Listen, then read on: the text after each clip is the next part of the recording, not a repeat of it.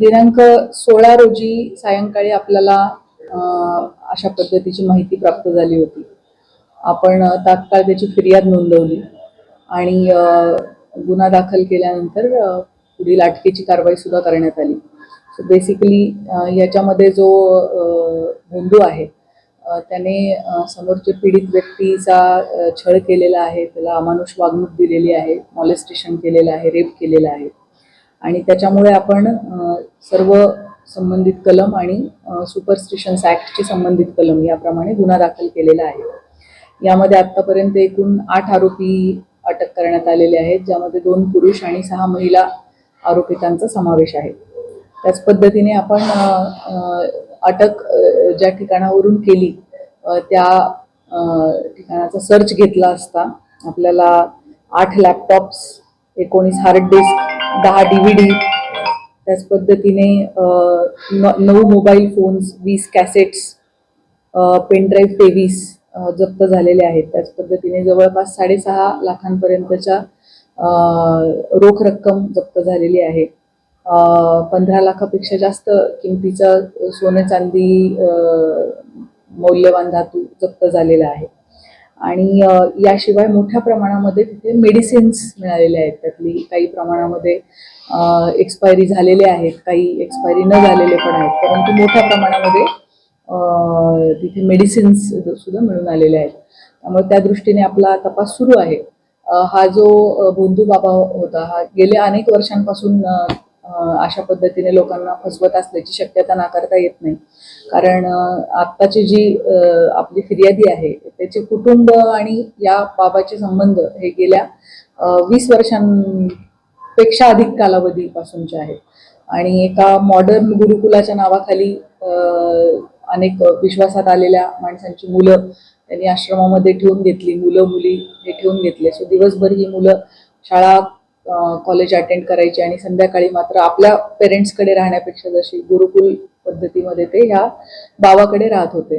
So त्यांना मारहाण करणे, हळूहळू त्यांच्यावरती अशा पद्धतीचा एक प्रभाव निर्माण करणे की त्याला संपूर्ण भूत भविष्य काळ कळतो आणि समोरच्या व्यक्तीच्या मनातलं त्याला कळतं. त्यामुळे समोरच्या व्यक्तीने स्वतःच्या मनात काय काय येत आहे आणि काय चुकीचं येत आहे ते लिहून दिलं पाहिजे. त्याला ते रिपोर्ट असं म्हणत होता. तो हे फिर्यादीकडून रिपोर्ट वारंवार लिहून घेतलेले आहेत आणि मग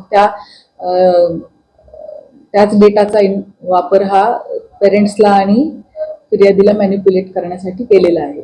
सो कुटुंबियांपासून फिर्यादीला तोडण्यात आलेलं होतं आणि दोन्ही पण बाजूंना मॅनिप्युलेट करण्यात आलेलं होतं आणि या सगळ्या परिस्थितीचा फायदा घेऊन मग ह्या फिर्यादीवरती बलात्कार करण्यात आलेला आहे. इतर अनेक अमानुष्य पद्धतीचे छळ, मारहाण करण्यात आलेली आहे आणि हे सगळं माझ्यामध्ये दैवी शक्ती आहे आणि मला सगळं कळतं असं भासवून केलेलं आहे. त्यामुळे सुपरस्टिशन ॲक्टची कलम आपण त्याच्यामध्ये लावलेली आहे.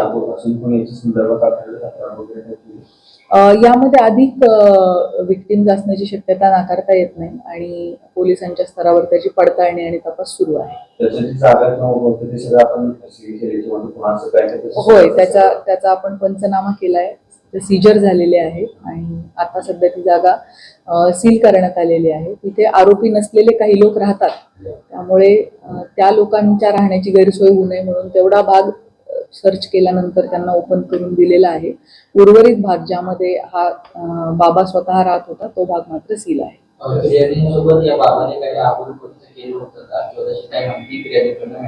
बेसिकली छळवणूक मोठ्या प्रमाणात करण्यात आलेली आहे, मारहाण करण्यात आलेली आहे, टॉर्चर करण्यात आलेलं आहे.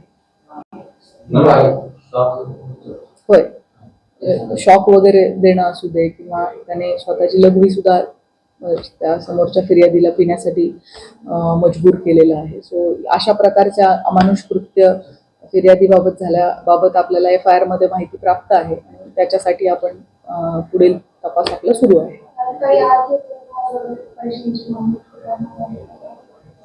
त्याच्यावरती आपला तपास सुरू आहे. फिर्यादी ने तिच्या नावावरती असलेल्या प्रॉपर्टीज सुद्धा स्वतःच्या नावावर याने करून घेण्याचा प्रयत्न केलेला आहे. काही प्रॉपर्टी हस्तांतरित झालेली आहे, अशी सुद्धा फसवणुकीचे कलम आपण त्यामध्ये लावलेले आहेत आणि त्याचा तपास सुरू आहे. छळवणुकीचा प्रकार हा सुद्धा 15 वर्षांपासून अधिक कालावधीसाठी सुरू आहे आणि परिचय मात्र 20 वर्षापेक्षा अधिक आहे. मॅडम, सोशल मीडियावरती काही महिलांचे व्हिडिओ व्हायरल होत आहेत पोलीस चौकीतले. त्याच्यात बघायला गेलं तर मग पोलिसांचे बॅचेस नाहीत वगैरे वगैरे असे काही आरोप त्या महिलांकडून केले जातात. त्यांना रात्री उशिरा अटक केलं होतं, या संदर्भात काय सांगा? हा, रात्री उशिरा अटक केल्याबाबत काही अफवा पसरवल्या जात आहेत असं लक्षात आलंय. परंतु रीतसर महिलांना अटक जर रात्रीच्या वेळेला करायची असेल, सूर्यास्त आणि पुन्हा सूर्योदयाच्या दरम्यान करायची असेल, तर त्याच्यासाठी आपल्याला मॅजिस्ट्रेट यांची परवानगी घ्यावी लागते आणि त्या परवानगीने ती करता येते. या बाबतीमध्ये आपण सर्व कायदेशीर बाबी पूर्ण केलेल्या आहेत आणि अटकेची पूर्ण कायदेशीर प्रक्रिया आपण फॉलो करूनच त्यांना अटक केलेलं आहे. हो, बरोबर. विक्टीम आता आपल्या समक्ष एक आलेली आहे, परंतु ही संख्या वाढण्याची शक्यता आहे.